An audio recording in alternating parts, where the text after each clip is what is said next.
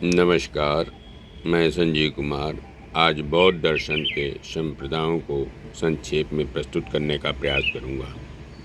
4 प्रमुख संप्रदाय हीनयान और महायान के अंतर्गत हैं। हीनयान के अंतर्गत वैभाषिक और सौतांत्रिक और महायान के अंतर्गत योगाचार विज्ञानवाद और माध्यमिक शून्यवाद। वैभाषिक अभिधर्म ज्ञान प्रस्थान ग्रंथ की विभाष टीकाओं पर अधिक जोर देने के कारण वैभाषिक कहा जाता है। वैभाषिक बाह्य प्रत्यक्षवादी हैं। ज्ञान प्रक्रिया में कोई माध्यम नहीं होता, क्योंकि यदि बाह्य वस्तुओं का प्रत्यक्ष नहीं हो तो उन्हें किसी अन्य उपाय से नहीं जाना जा सकता। वैभाषिक मत द्वैतवादी है। वह मन और प्रकृति की पृथक सत्ता को स्वीकार करता है। सौतांत्रिक बुद्ध के उपदेशों का संकलन त्रिपिटक है। इसमें दूसरा प्रमुख पिटक सूत्र पिटक है। इसी पर आधारित होने के कारण इस मत को सौतांत्रिक कहा जाता है। इस मत के अनुसार वस्तुस्थिति के विरुद्ध न जाने वाला ज्ञान ही सम्यक ज्ञान है। सम्यक ज्ञान की उत्पत्ति 4 अवस्थाओं के आधार पर होती है: आलंबन, समानांतर, अधिपति, सहकारी प्रत्यय। योगाचार विज्ञानवाद इस मतानुसार केवल विज्ञानों की सत्ता है। योगाचार विज्ञानवादी माध्यमिकों के इस सिद्धांत को मानते हैं कि बाह्य वस्तुओं का अस्तित्व नहीं है, किंतु माध्यमिकों के विपरीत वे यह नहीं मानते कि चित्त का भी अस्तित्व नहीं है। योगाचार विज्ञानवाद का कहना है कि यदि चित्त न ही रहे तो किसी भी विचार का संपादन संभव नहीं है। जो मन की सत्ता को नकारता है वह आत्मव्याख्याति है।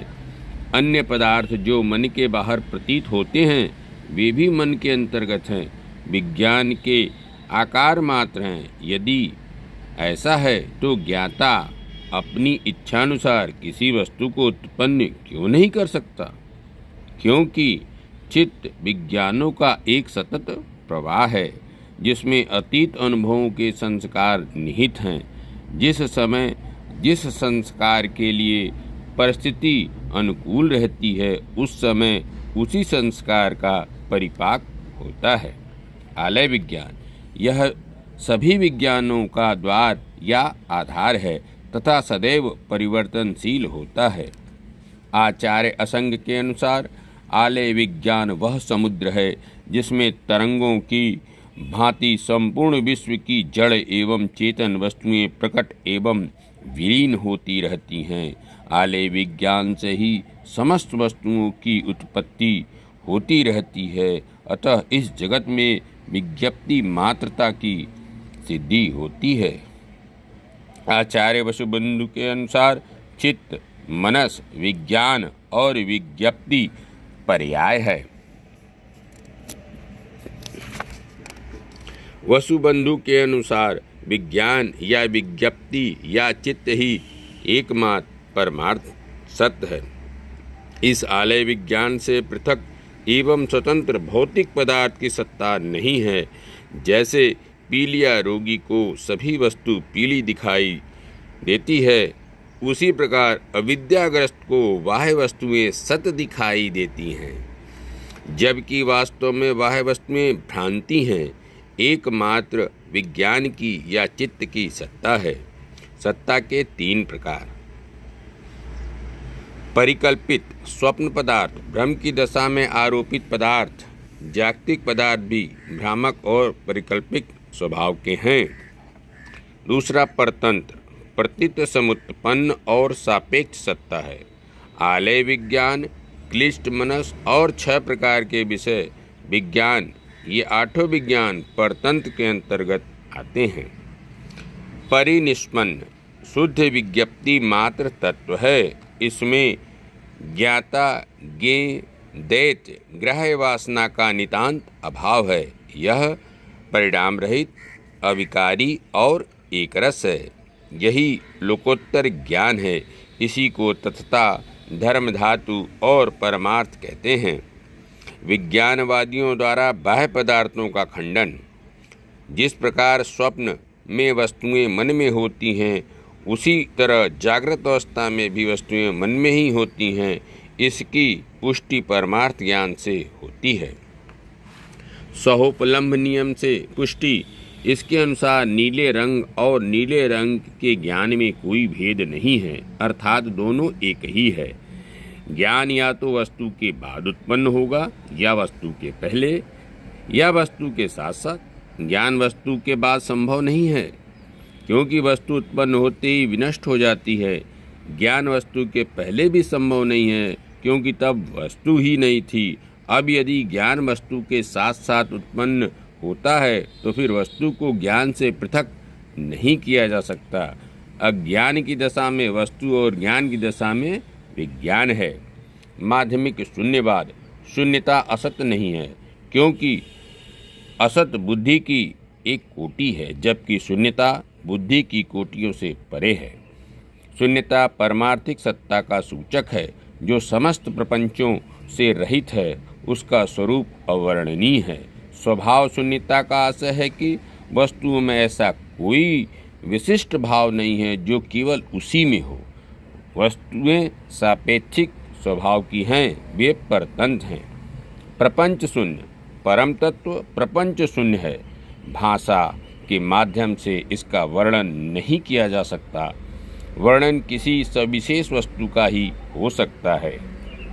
नागार्जुन अपने मध्यमा कारिका में शून्य को तत्व कहते हैं और इसके लक्षणों का उल्लेख इस प्रकार करते हैं।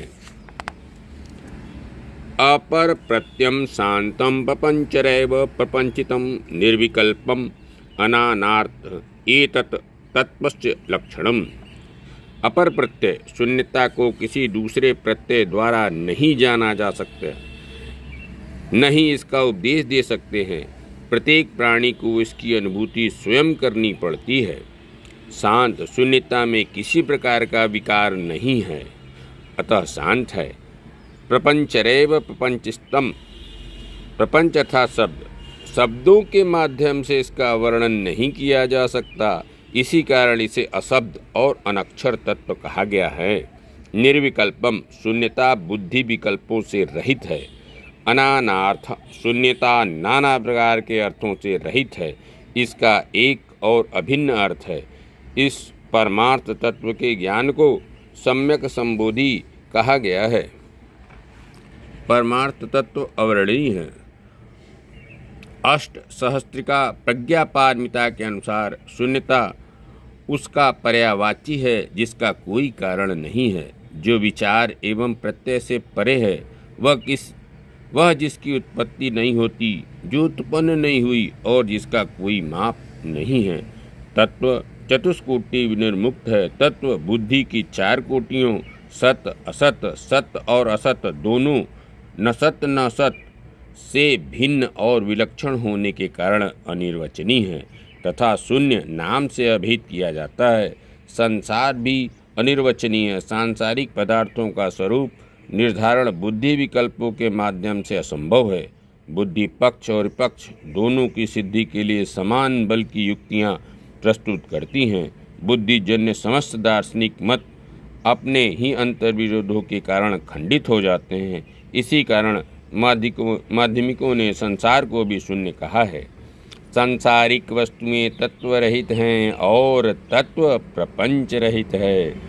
प्रतीत समुत्पाद ही शून्यता है। संसार में कोई वस्तु ऐसी नहीं है जिसकी उत्पत्ति अन्य पर निर्भर न हो। व्यवहारिक दृष्टिकोण से प्रतीत समुत्पाद स्वभाव शून्य निर्वाण है। तत्व अद्वैत और तथ्य अनेक हैं।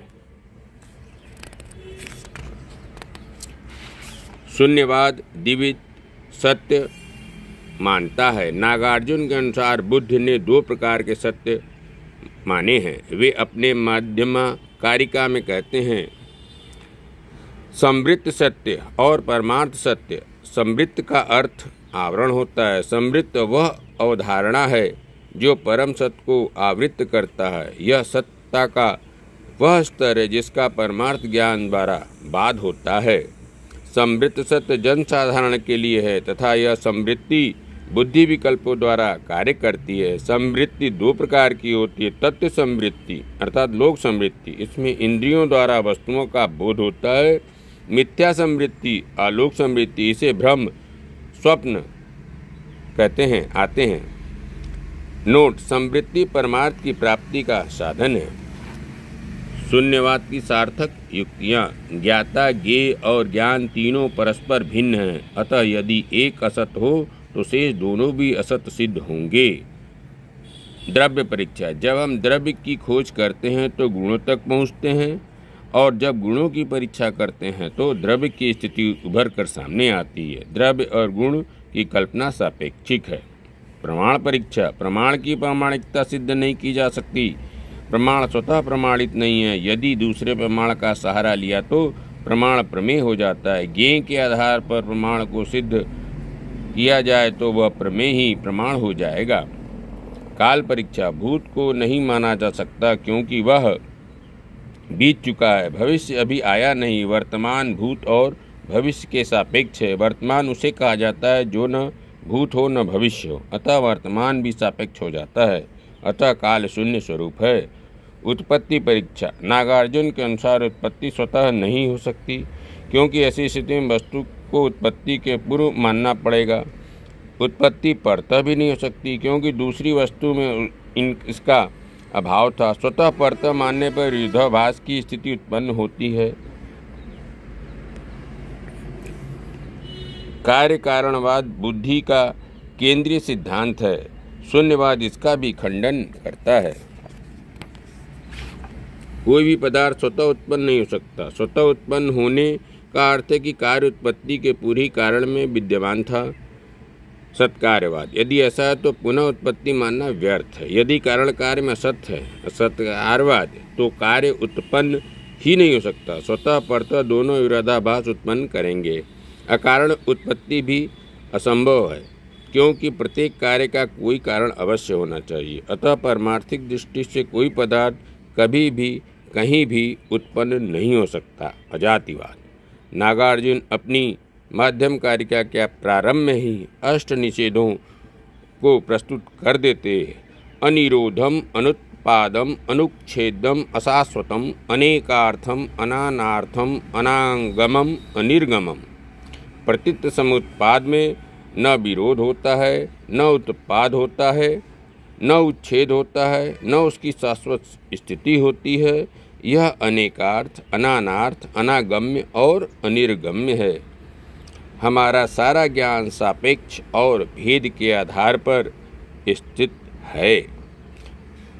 हम किसी वस्तु के स्वरूप को दूसरी वस्तुओं से भिन्न किए बिना नहीं जान सकते हैं और दूसरी वस्तुओं से उसकी भिन्नता को उसका निजी स्वरूप जाने बिना नहीं जान सकते हैं।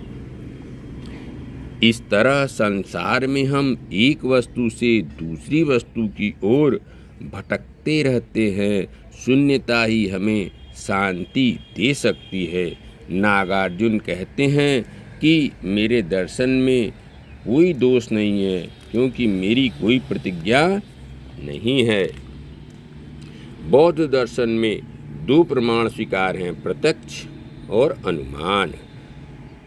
बौद्ध न्याय के जनक दिंगनाक के अनुसार प्रत्यक्ष वह है जो कल्पना से रहित है और नाम जाति आदि से असंयुक्त हो।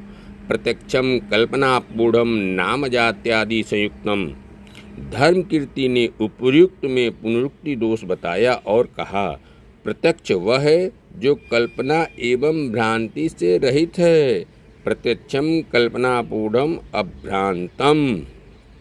अनुमान, अनुमान कल्पनायुक्त ज्ञान है। चूँकि प्रत्येक वस्तु क्षणिक है अतः वस्तु अपना संस्कार या चित्त उत्पन्न कर विनष्ट हो जाती है। संस्कार के आधार पर वस्तु की सत्ता का अनुमान होता है, अतः इसे बाह्य अनुमेयवाद कहते हैं। वस्तु के समान लक्षण का प्रत्यक्ष होता है। धन्यवाद, नमस्कार।